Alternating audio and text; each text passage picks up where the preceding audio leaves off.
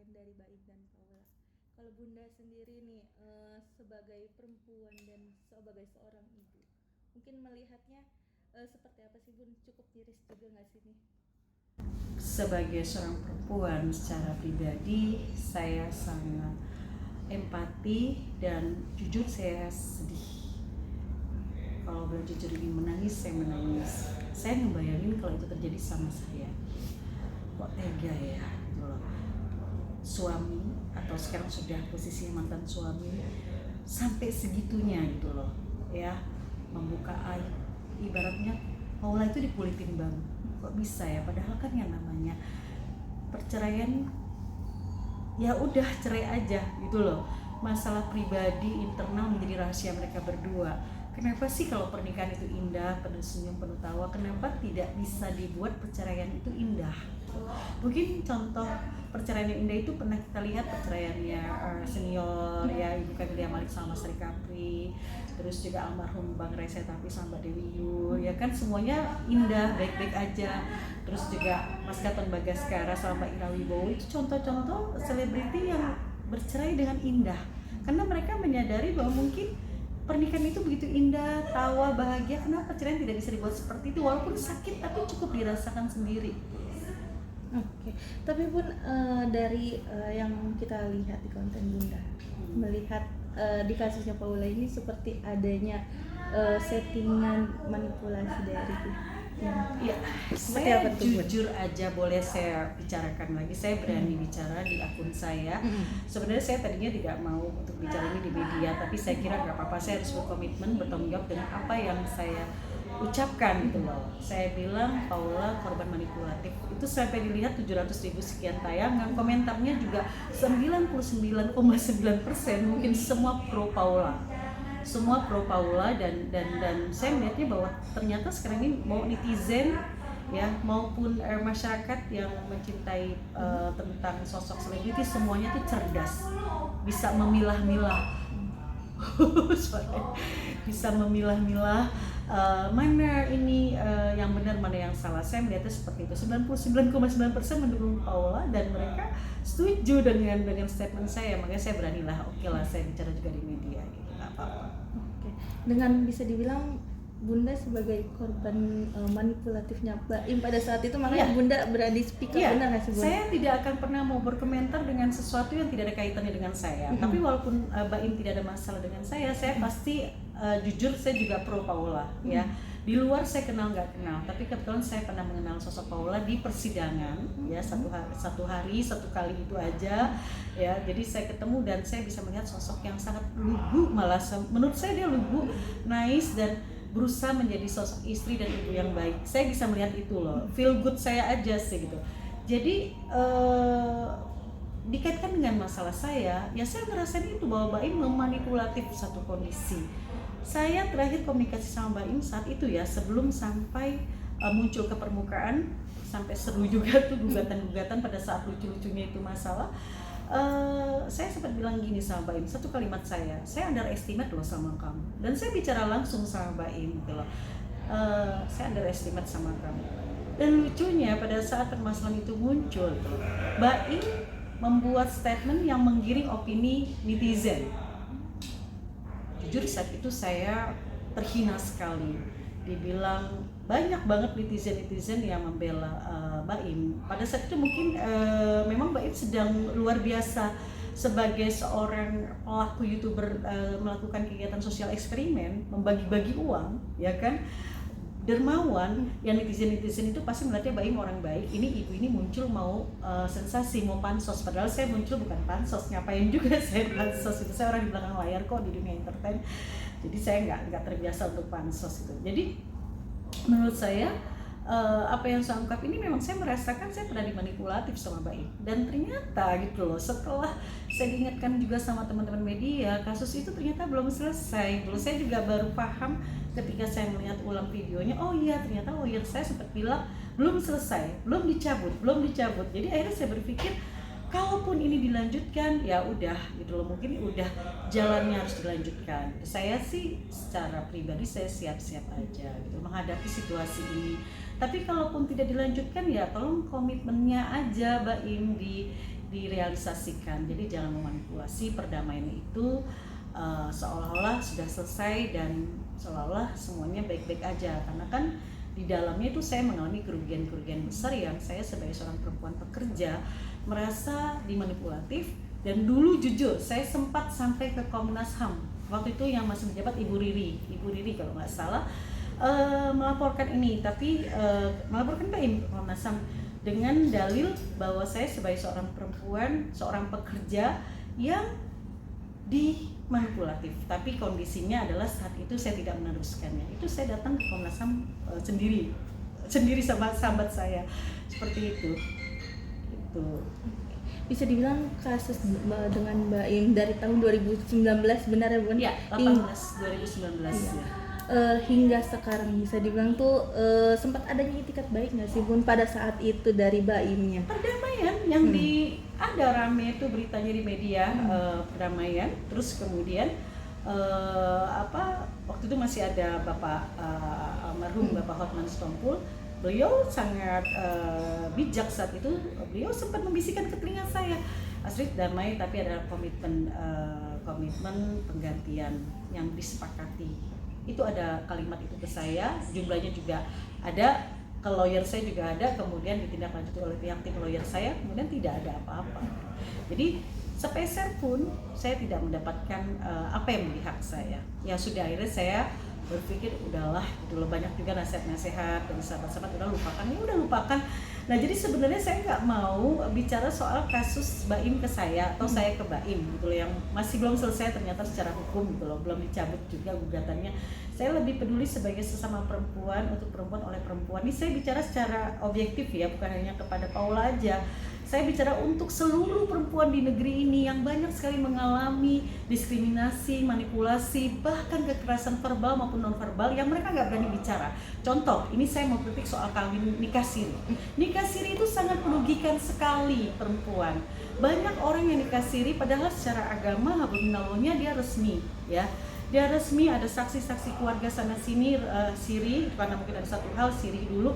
Kemudian orang yang menikah secara siri, perempuan jadi korban, tiba-tiba laki-lakinya meninggalkan begitu aja, bahkan dengan terang-terangan. Ada satu kasus menikah siri, kemudian si laki-lakinya kabur pergi meninggalkan dan nikah dengan begitu aja, tanpa memikirkan perasaan perempuan yang benar-benar yakin nikah siri itu adalah nikah yang resmi secara agama. Makanya kalau bisa di negara kita tidak ada lagi pernikahan siri deh, ya. Jadi kalau dia mau nikah siri tidak usah menjadi satu alternatif supaya ini tidak merugikan pihak perempuan. Perempuan ayo bangkit yuk, kita sama-sama untuk perempuan oleh perempuan, ya, dari perempuan, dari hati ke hati kita bicara untuk peduli. Kasus Paula ini yang paling harus kita pikirkan saat ini. Ini menjadi momok yang sangat mengerikan bagi perempuan. Kalau semua laki-laki seperti Baim, ini akan merugikan pihak perempuan. Semua pasangan pasti ada yang namanya rahasia. Kok bisa ya rahasia diumbar-umbar? Saya jujur ya, saya dengar rekaman Mbak ini, saya ulang-ulang, saya sedih loh, ya, sedih betapa seorang perempuan sampai seperti itu gitu loh. Jadi saya percaya bahwa ketika seorang laki-laki ingin bercerai, apapun dengan akal-akalan seorang laki-laki bisa terjadi. Tapi ketika seorang perempuan menuntut bercerai dengan akal-akalan laki-laki, tidak akan pernah bisa terjadi. Jadi laki-laki kalau sudah maunya something different, ini ada apa gitu loh, sampai segitunya gitu loh. Sorry banget, saya minta maaf kalau ini salah. Saya melihat ini sebuah settingan yang keren drama Korea yang keren. Tapi kita lihat nanti siapa yang tertawa paling akhir, ya, karena saya tahu tidak ada kebahagiaan yang terlahir dari sebuah pengkhianatan. Ketika seseorang berkhianat dari sebuah komitmen, gak akan pernah bahagia tuh, ya. Apalagi berdrama, apalagi ini sekarang udah tambah lagi menjelekkan pasangannya, katanya terkena penyakit HIV, ya kan. Walaupun dia nggak ngungkapin penyakit HIV ya, tapi kan menggiring opini publik. Oke, anggap ada penyakit yang tidak bisa disembuhkan, tuberkulus, bisa aja kan, tuberkulus. Saya sempat berpikir apa ini tuberkulus atau apa, karena bisa ditepakan kan. Tapi orang kan menggiringnya ke HIV. Anggap itu benar. Tega ya, itu jejak rekam loh. Baim, kamu inget loh, anak kamu suatu saat bakal disunat. Mungkin butuh ibunya mendampingi karena harus mengundang sanak keluarga. Suatu saat anak kamu juga akan menikah. Pada saat anak menikah, kita sudah bercerai, kita harus mendampingi di kanan kiri anak, gitu loh. Pasti kan akan ada pertemuan dua keluarga, akan ada pertemuan mantan gitu loh. Ya kenapa harus seperti itu gitu loh. Jadi harus dipikirkan sebelum kita berbicara, dipikirkan dampaknya gitu. Saya juga nggak habis pikir sih kalau seorang laki-laki bisa seperti ini gitu, kok tega gitu loh. Dan saya juga nggak habis pikir ketika banyak yang berkomentar dengan seenaknya ngomong, ya udah terbukti kok Paula berselingkuh, udah terbukti kok Paula berselingkuh. Kalian melihatnya, saya bukan membela Paula ya, dalam hal ini kan saya bilang di konten saya di TikTok, saya bilang tidak ada perceraian salah satunya yang salah, pasti dua-duanya punya kesalahan, tapi porsinya ya lebih besar yang mana yang salah gitu loh. Tidak ada perceraian yang tidak ada nggak akan ada asap kalau nggak ada api gitu. Mungkin ya kalau saya pelajari dari yang terjadi, bisa aja mungkin Paula dekat sama Niko ya, Niko dekat mungkin karena di zona nyaman teman sharing, karena saya melihatnya adalah Paula mungkin terkekang gitu loh. Paula mungkin tidak siap menghadapi karakter suami yang seperti itu. Jadi saya melihatnya adalah bagaimana siapa yang peramal Gumai itu, Aat Gumai itu bener banget ya, itu keren banget setiap memberikan ramalan. Jadi Paula yang sabar gitu. Paulanya harus kuat menghadapi karakteristiknya si suami ini Mbak Ingong gitu loh. Jadi mungkin karena kondisinya juga perempuan kan ada batasnya kesabarannya. Jadi seperti itu mungkin zona nyaman, mungkin Bang Niko untuk teman sharing atau apa. Tapi kalau untuk terlalu jauh selingkuh, masa iya sih di dalam rumah, nekat dong Paula. Sorry ya, bukan saya bicara bahwa Niko di bawahnya Mbak Im atau apa. Paling Paula pun kalau mau selingkuh mungkin bisa cari yang lebih layak gitu. Dan Paula cantik, seorang model internasional, saya kira pasti punya lingkungan juga yang keren gitu loh. Jadi ya seperti bukan saya bilang Niko nggak keren ya, bukan ya. Tapi artinya saya masih nggak yakin Paula tuh selingkuh sama Niko. Kenapa ya? Saya nggak tahu, ini hati loh. Hati saya yang bicara. Berarti kalau menurut Bunda di kasusnya Paula ini tidak bisa dibilang tuh tidak terbukti adanya perselingkuhan ya Bun ya, karena kan sebelumnya kalau menurut Mbak Imi itu kan beliau mengklaim bahwa Paula di rumah bersama Niko, di rumahnya mereka bersama Niko, terus di dalam kamar ngobrol kabarnya sih gitu. Apakah pantas seorang istri Ya, berdua itu dengan kan pria, padahal posisinya saat di itu rumah. ada Di istri rumah. dari Nikonya juga Oke. Bun. Jadi gini, jadi kalau menurut saya memang apalagi kita muslim, saya muslim ya, jangankan terima laki-laki dalam kamar, kita menerima tamu aja. Kalau kita ngikutin syariat agama kita ya, nggak boleh kalau nggak ada suami katanya. Tapi namanya dunia entertain gitu kan, dunia entertain mungkin ya karena ada rekan kerja dan segala macam sudah terbiasa dengan cuek. Tapi di sini Mbak Im kan juga kenal sama Niko. Saya tidak bilang Paula benar ya dengan Niko masuk kamar ngobrol berdua, saya nggak bilang benar ya, karena itu juga bisa dibilang kategori saya nggak bisa bilang benar dan salah lah untuk hal ini tuh. Mungkin ada satu kondisi yang memang sudah menjadi hal yang biasa buat mereka. Contoh, ada artis yang kamarnya dimasukin sama beberapa teman-teman, atau mungkin ada reality show yang wawancaranya ngobrol di kamar sambil tiduran. Ya kan banyak yang di kamar. Kan ada yang seperti itu gitu. Jadi kita kan nggak pernah tahu kondisi rumah tangga mereka itu sistemnya gimana, kalau ada tamu laki-laki gimana, atau tamu perempuan gimana. Cuma menurut saya gitu. Menurut saya kalaupun itu benar gitu loh, ini kita kembali lagi ya, gak segitunya mengumbar yang namanya rekaman suara Bismillahirrahmanirrahim saya ceraikan. Berarti kan sudah dipersiapkan ini handphone, sudah dipikirkan. Saya mau ngomong ini, Paula tidak tahu, dia ngomong dengan itu sedih banget kan, jangan saya. Dan saya salut sama Paula, sebegitunya Mbak Im terus mepet ngomongnya, dia selalu mengeluarkan kata-kata sayang, masih ada kalimat sayang. Kalau Paula selingkuh dengan Niko ya, dan dia nyaman dengan Niko, dia pasti ya udah, mumpung suami gue tahu udahlah gitu loh ya. Kita pakai analogi logika aja gitu loh, pasti dia ya udah gitu loh. Saya kira hanya nyaman sebagai teman sharing ya. Perempuan dimanapun normal loh, kita juga kadang-kadang manusiawi ya. Lagi ada masalah sama suami, kita butuh teman sharing gitu. Tapi kadang-kala ini memang yang namanya pasangan bisa aja gitu loh, berpikirnya beda. Terus masalah nama yang diganti, ya ini memang ini memang yang menjadi tanda tanya. Banyak sih juga yang DM ke saya, tapi namanya diganti loh, nama Niko jadi nama perempuan.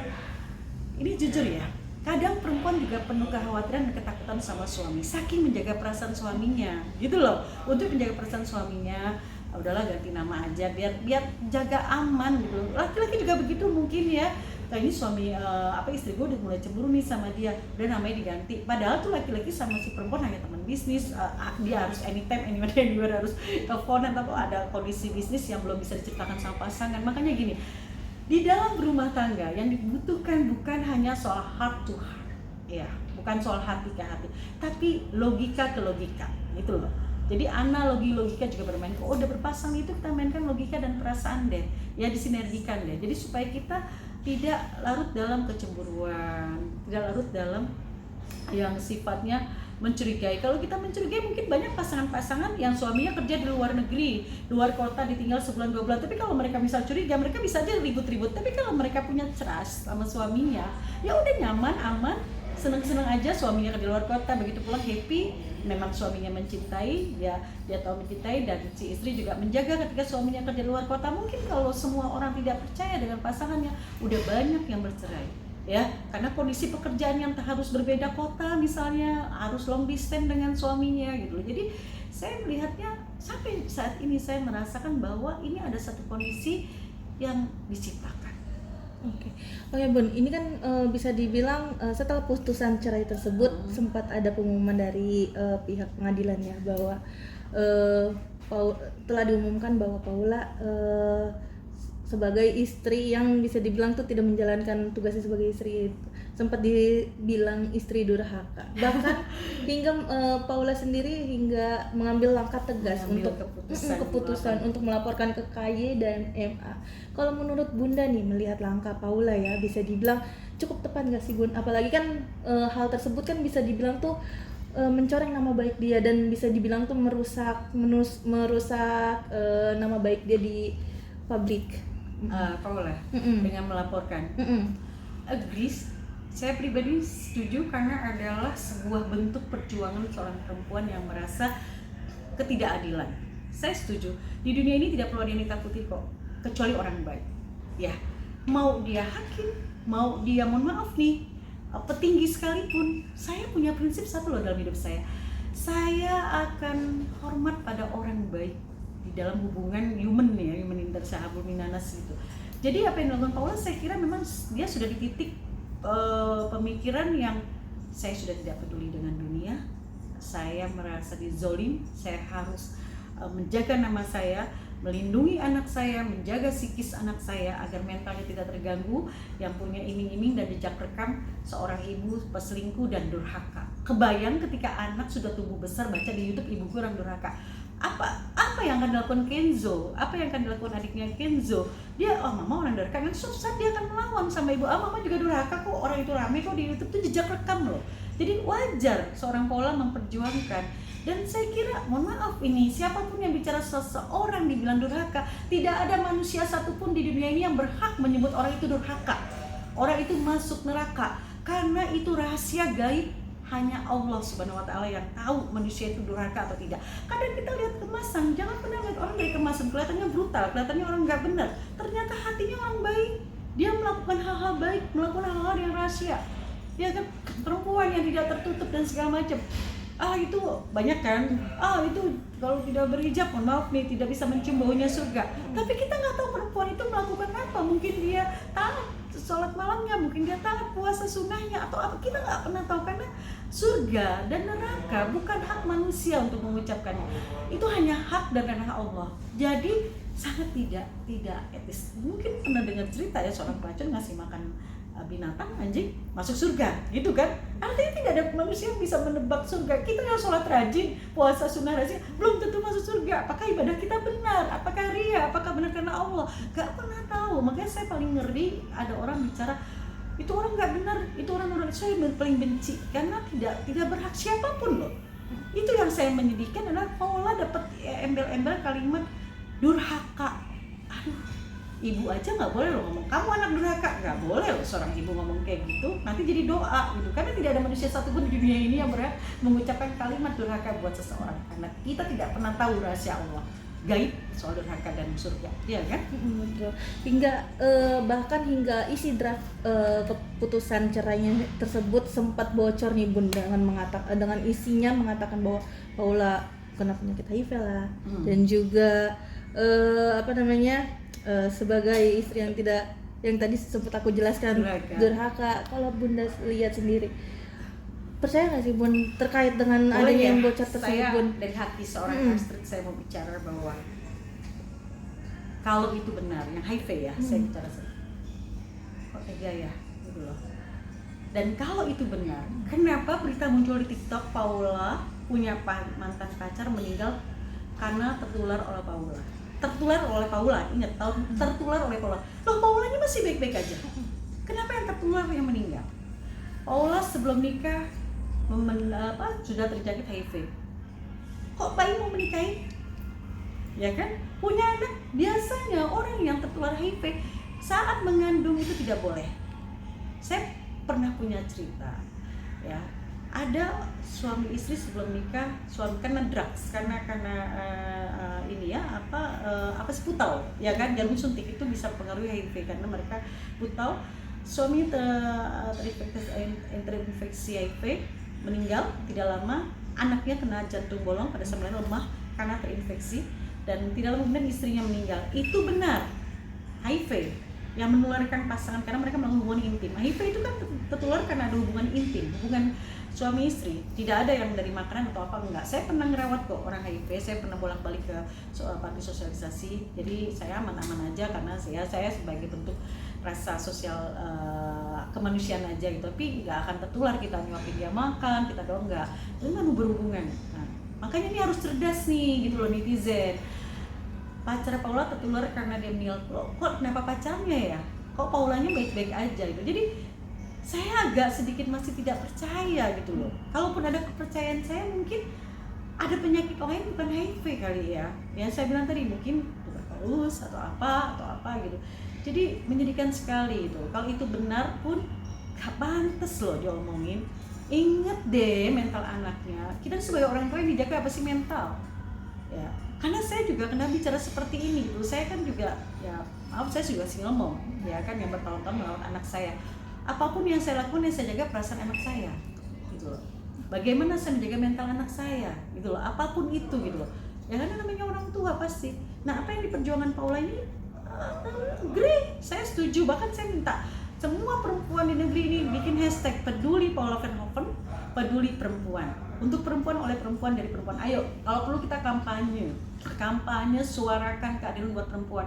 Di belakang Paula ini yang namanya penghinaan, diskriminasi, manipulasi terhadap perempuan kayak gunung es muncul ke permukaan sedikit. Yang berani bicara sedikit. Banyak sekali perempuan yang mengalami yang namanya diskriminasi, manipulasi, dan bahkan perempuan banyak mengalami kekerasan nonverbal di dalam rumah tangga. Kan alasan cinta dia bertahan, gak berani cerita, ditinggalin, ya kan?